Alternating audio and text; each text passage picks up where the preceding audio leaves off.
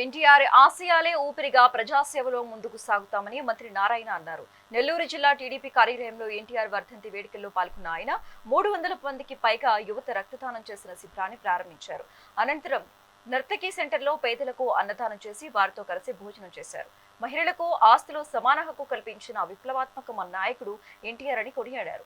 ఆయన స్ఫూర్తితోనే సీఎం చంద్రబాబు నేడు సంక్షేమ పథకాలను సమర్థవంతంగా అమలు చేస్తున్నారని మంత్రి నారాయణ స్పష్టం చేశారు.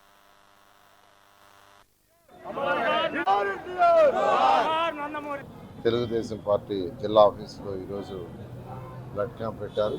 దానికి అనేక మంది వచ్చి ఈరోజు రక్తదానం దాదాపు ఒక 300 మంది దాకా బ్లడ్ ఇస్తామని ముందుకు రావడం జరిగింది. మహాపురుషుడు ఎన్టీ రామారావు గురించి తెలియని వారి భారతదేశంలో ఎవరు ఉండరు. వారు సినీ చరిత్రలో కానీ లేదా రాజకీయ చరిత్రలో కానీ ఒక విప్లవాన్ని సృష్టించిన వ్యక్తి. సినీ చరిత్రలో మకుటం లేని మహారాజు.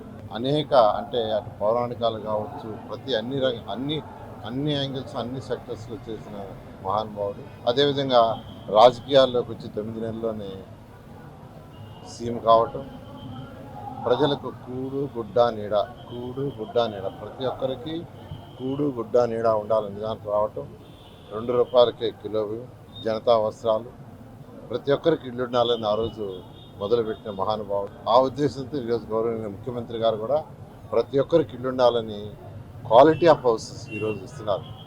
అదేవిధంగా ప్రతి ఒక్కరికి తిండి ఉండాలనే ఉద్దేశంతో ఈరోజు చక్కగా మంచి క్వాలిటీ ఆఫ్ రైస్, ఈరోజు క్వాలిటీ ఆఫ్ రైస్ ఇలా ఆ రోజు ఏదైతే ఎన్టీ రామారావు గారు ప్రారంభించారో దాన్ని ఈ ప్రభుత్వం, తెలుగుదేశం ప్రభుత్వం గౌరవనీయ